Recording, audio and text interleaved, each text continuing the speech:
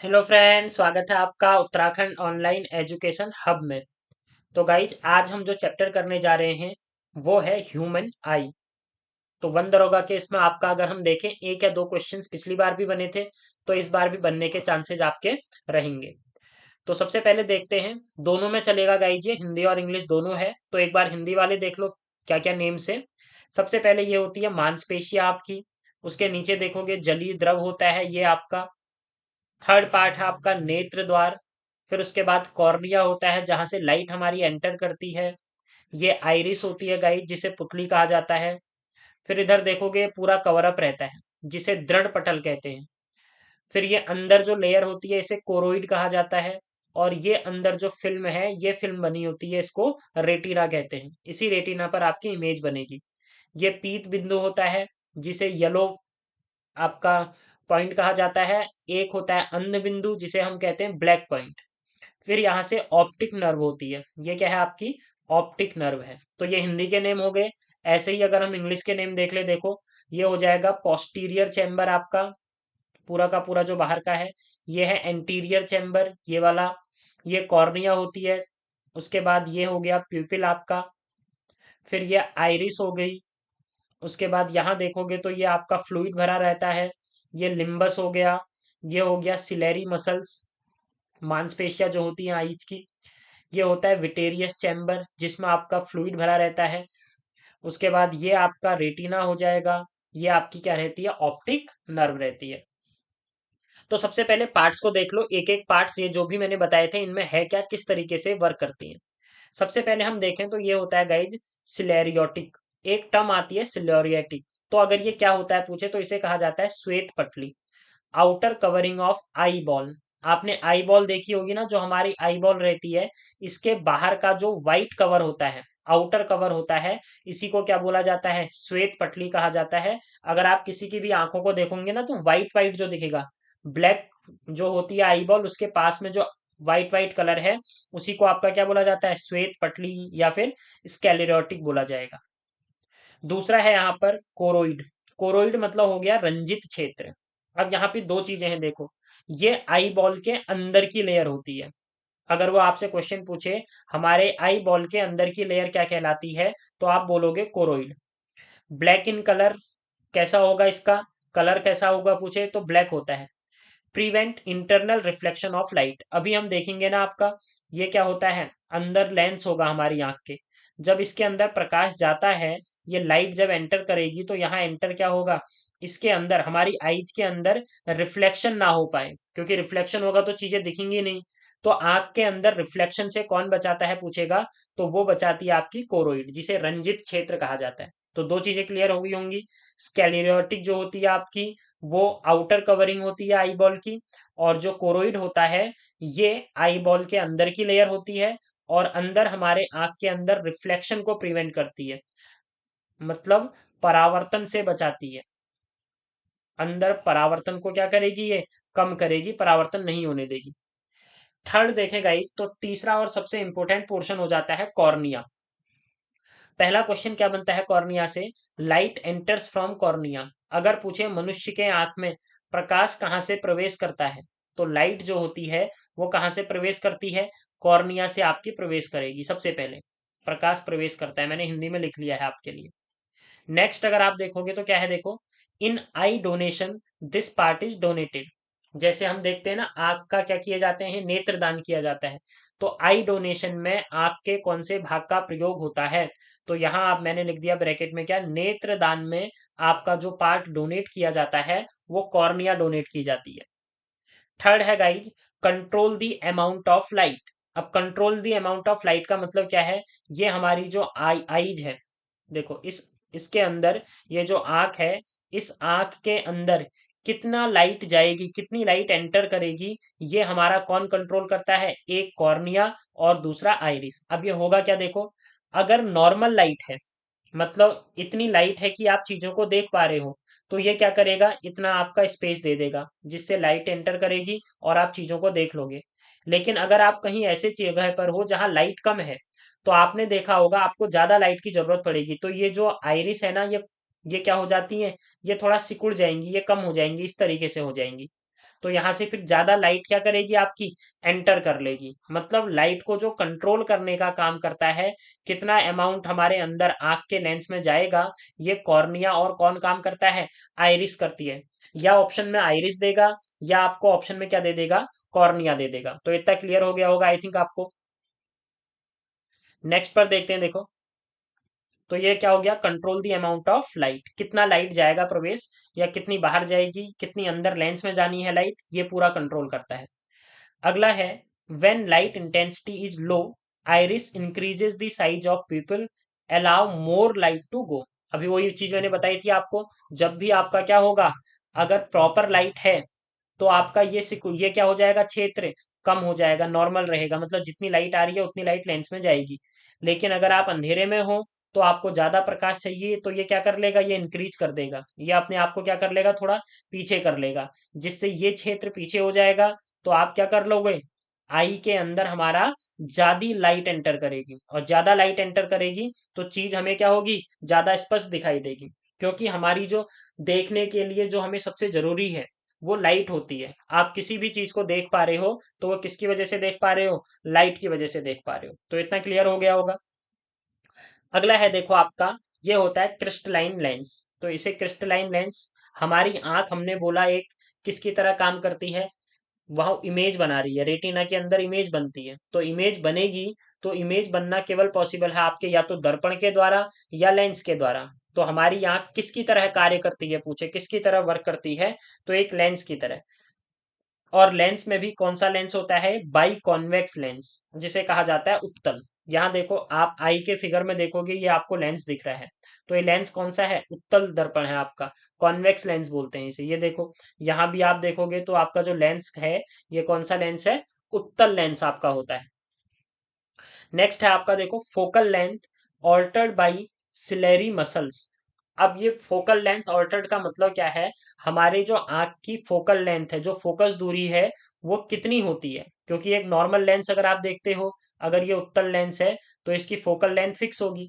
लेकिन हमारे आंख की फोकल लेंथ फिक्स नहीं होती, ये अपने आप को क्या कर सकती है, कम और ज्यादा कर सकती है। तो ये जो कम और ज्यादा करती है, किसकी वजह से करती है पूछे, तो ये की जाती है सिलेरी मसल्स के द्वारा। अगला है आपका, when ciliary muscles relaxed lens become thin and focal length क्या हो जाती है, इंक्रीज हो जाती है। अब इसका मतलब क्या है, देखो इसको समझ लो। जब आपकी सिलेरी मसल रिलैक्स है, मतलब आप नॉर्मली देखते हो ना, दो चीजें समझो। अगर आपकी कोई वस्तु है जो दूर रखी हुई है, आप उसे देख रहे हो, तो आप क्या करते हो, आपकी नॉर्मल जो आईज है वैसे ही देखते हो उसे। लेकिन अगर आप किसी चीज को अपने बहुत पास ले आते हो, तो आपकी आंखें क्या होने लग जाती हैं, फैलने लग जाती हैं। तो जैसे ही आंख फैलती है ना, तो उससे क्या हो जाएगा, आपका लेंस वो चौड़ा हो जाएगा, थिक हो जाएगा। और जब थिक होगा तो उससे आपकी जो फोकल लेंथ होगी वो भी क्या कर देगी, चेंज हो जाएगी। इतना समझ गए होगे आई थिंक। ठीक है, तो दोनों चीजें आपको याद रखनी है। अगर दूर की वस्तु है तो नॉर्मल रिलैक्स रहेगी आई आपकी, और जब रिलैक्स रहती है आपकी तो उस समय फोकस दूरी क्या होती है, सबसे ज्यादा होती है। लेकिन अगर कोई चीज पास से देख रहे हो, आप बहुत पास, आंख के बहुत पास ले आओगे, तो आप अपनी आंखों को सिकोड़ देते हो ना, छोटी हो जाती है आईज टाइप।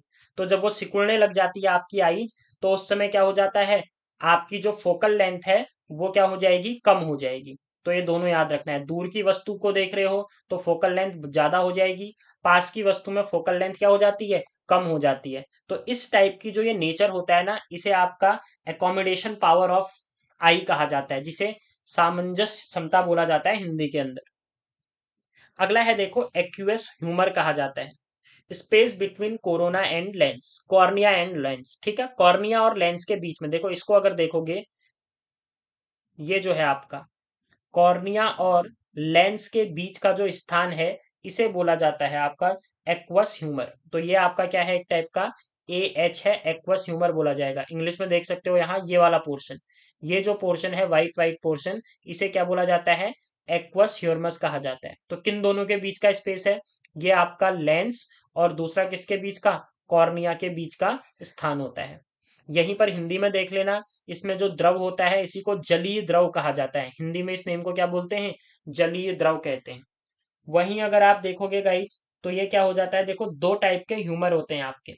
एक होता है विट्रियस ह्यूमर, जिसे कांच द्रव कहते हैं। ये आपका विट्रियस ह्यूमर होता है। तो आपको क्या याद रखना है, जो ए एच है, देखो ए पहले आता है ना और वी बाद में आता है, तो ए एच पहले है, जो आपका क्या है, कॉर्निया और लेंस के बीच होगा। वी एच, इसे कांच द्रव कहते हैं, ये लेंस और किसके बीच में होता है, रेटिना के बीच में होता है। तो दोनों टाइप के फ्लूइड हैं आपके। नेक्स्ट पर चलो, अगला है आपका रेटिना। तो रेटिना क्या है, image is formed in retina. Image कहाँ बनती है पूछे अगर हमारे मनुष्य के शरीर में या मनुष्य की आंखों में, तो मनुष्य की आंखों में रेटिना में क्या बनेगी, इमेज बनती है। इमेज मतलब प्रतिबिंब बनता है। प्रतिबिंब कहाँ बनता है पूछेगा, तो प्रतिबिंब कहाँ पर बनता है बोलोगे, रेटिना में बनता है। दूसरा क्या है देखो, जो हम हमारी आंख है ना, आंख में रेटिना बहुत सारी सेंसिटिव सेलों से मिलकर के बना होता है, और इन्हीं जो सेंसिटिव सेल्स होती हैं इनको रिसेप्टर्स कहा जाता है। अगर पूछे आंख के अंदर कितने प्रकार के रिसेप्टर्स होते हैं, तो दो टाइप के रिसेप्टर्स होते हैं। एक को बोला जाता है रॉड शेप्ड सेल्स, और दूसरी होती है कोन शेप्ड सेल्स। रॉड मतलब बेलनाकार, इसे हिंदी में कहा जाएगा बेलनाकार। और दूसरे वाले को गाइज इंग्लिश में बोला जाता है आपका क्या, शंक्वाकार। पहले तो यही चीज रखोगे कि दो मुख्य कौन कौन से आपके रिसेप्टर्स हैं, रॉड शेप्ड और दूसरा कॉन शेप्ड।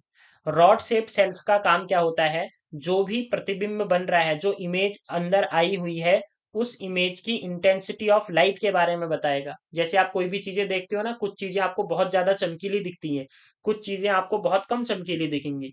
तो जो ये इंटेंसिटी ऑफ लाइट है, ये किसकी वजह से हो रहा है, इंटेंसिटी ऑफ लाइट मतलब प्रकाश की तीव्रता के कारण। तो आंख के अंदर प्रकाश की तीव्रता को कौन क्या करता है, डिटेक्ट करता है पूछे, तो रॉड शेप्ड सेल्स होती हैं उसके लिए, बेलनाकार कोशिकाएं। वहीं कोन शेप्ड सेल्स जो होती हैं, ये क्या होती हैं आपकी, कलर को डिटेक्ट करने के काम आती हैं। तो देखो कोन में सी है, कलर में भी सी होगा, सिंपल।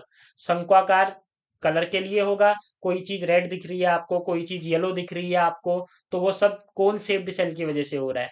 कोई चीज चमकीली दिख रही है, कोई कम चमकीली दिख रही है, तो वो किसकी वजह से हो रहा है, रॉड शेप्ड सेल की वजह से हो रहा है। तो इतना क्लियर हो गया होगा। अगला है विट्रियस ह्यूमर, ये मैंने आपको बता दिया है, हिंदी में इसे कहते हैं कांच द्रव। हिंदी में इसे बोला जाएगा कांच द्रव। काम क्या है इसका, ये एक देखो jelly like material field between retina and lens. तो किस किस के बीच में होता है, रेटिना और लेंस के बीच में कौन सा द्रव भरा रहता है, तो आप बोलोगे विट्रियस ह्यूमर रहता है, जिसे कांच द्रव कहते हैं। अगला आ जाता है ऑप्टिक नर्व। ऑप्टिक नर्व क्या होती है guys, retina connected to mind. अब ये जो भी चित्र बना है, चित्र कहाँ पर बना, ये बना हमारा रेटिना के अंदर, हमारा चित्र बन गया। इस रेटिना से हमारे दिमाग में इस चित्र को भेजा जाएगा। तो दिमाग में, माइंड में भेजने के लिए किसका यूज करते हैं हम, ऑप्टिक नर्व का काम करते हैं। तो पहला क्वेश्चन क्या बनेगा, माइंड और आईज या रेटिना किसके थ्रू जुड़ी रहती है, तो किसके थ्रू जुड़ी रहती है, ऑप्टिक नर्व के थ्रू जुड़ी रहती है।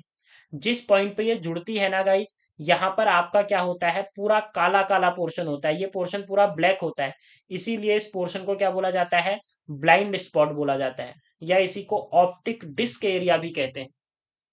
क्वेश्चन बनेगा ब्लाइंड स्पॉट कहाँ होता है, तो आप बोलोगे रेटिना और ऑप्टिक नर्व के बीच में ब्लाइंड स्पॉट होता है। फिर दूसरा क्या है, देखो यही जो रेटिना है, इस रेटिना के मिड में, जहां भी रेटिना होगी आपका, इस रेटिना के मिड पॉइंट में देखो, यहाँ पे देखो, ये जो होता है ये कहलाता है येलो स्पॉट। इसको क्या कहते हैं, येलो स्पॉट। अगर आपने ना अपनी आईज चेक कराई होंगी, तो जो मशीन होती है वो देखोगे, वहां पर जो गुब्बारा होता है ना, एकदम मिडिल में येलो येलो टाइप का दिखता है, जैसे ही सेट करता है वो, तो वो सेट करता है कि येलो स्पॉट पर अगर आपकी इमेज बन रही है। अब ये देखो, इमेज यहाँ भी बन सकती है, यहाँ भी बन सकती है, लेकिन यहाँ पर जो बनेगी येलो स्पॉट पर, ये सबसे ज्यादा आपकी क्या होती है, क्लियर इमेज होती है। तो सबसे क्लियर इमेज कहाँ पर बनती है पूछे, आंख के अंदर, रेटिना में भी कहाँ पे बनती है, येलो स्पॉट के अंदर सबसे एग्जैक्ट इमेज बनेगी, जो क्लियर इमेज होती है आपकी। तो इतना हो गया, येलो पॉइंट हमारा रेटिना में होगा, जहां एकदम क्लियर इमेज बनेगी।